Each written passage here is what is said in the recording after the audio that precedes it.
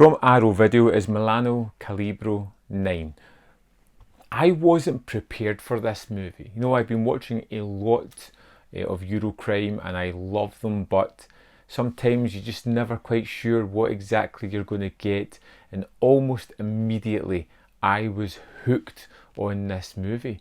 You have this wonderful score that repeats throughout the movie a lot, and it's just really just a driving force for the narrative, and the narrative is really interesting here. You have a prisoner being released from jail who is Ugo Pianza, and he is picked up almost immediately by this gangster Rocco, and it turns out that before Ugo was put in jail there was a missing $300,000 which they believe he has. Even though they've been beating him up in prison and now they're tormenting him now he's out, he still proclaims his innocence, doesn't know where this money is or what's happened to it.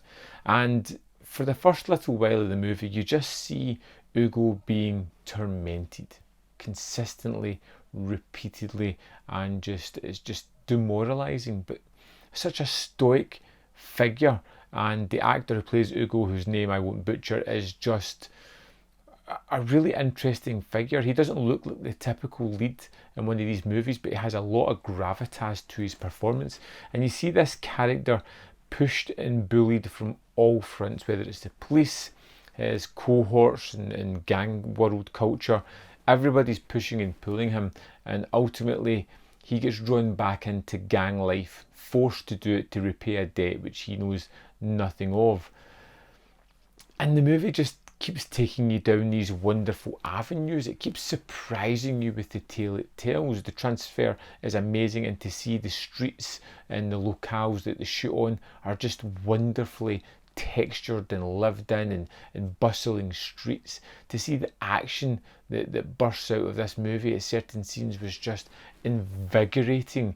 It was one of those exciting movies where I was wondering where the story was going. We've got a character of Ugo who's pretty much locked in a situation. He's accused of stealing money he didn't steal. Everyone thinks that he has it. He doesn't have a penny to his name and can't seem to get any kind of traction in this world whatsoever.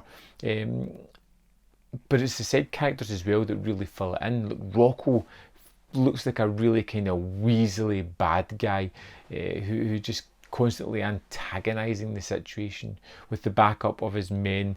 Seems to have all this bravado and gusto about him, but you could kind of tell that without those guys it would be stripped away and he'd be lesser than what he pretends to be. You get Barbara Boucher, it shows up in the movie in a wonderful entry sequence as a dancer in a club.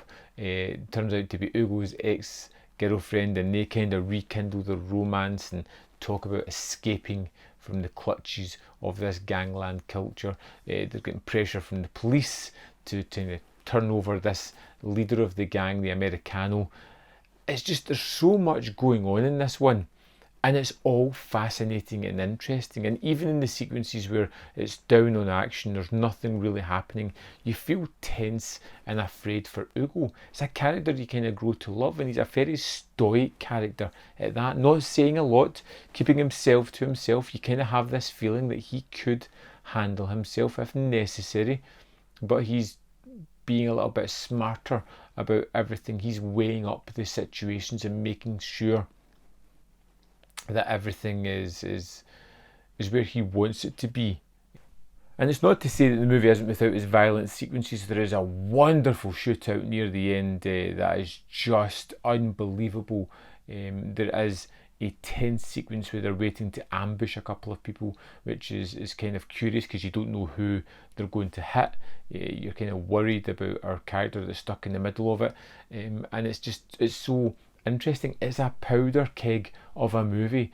It's an amazing movie. It's a movie that I utterly loved from the moment I hit play to I heard that opening score, to I saw the character of Ugo, to I followed him on his journey to the inevitable end of the film. It is a movie filled with horrible characters, whether it be in the police force or in the gangster lifestyle. This is a movie that was just oh so good, and having watched a lot of Eurocrime recently, particularly Years of Lead Set and other movies like that. This is by far the best one I have seen and could be my favourite Eurocrime type of movie. I loved Milano Calibro 9.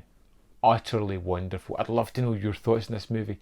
If you've seen it, if you can track down a copy, do it. I know it's kind of hard to get at the moment, but let me know in the comment box below. We'll see you next time on Man v Film.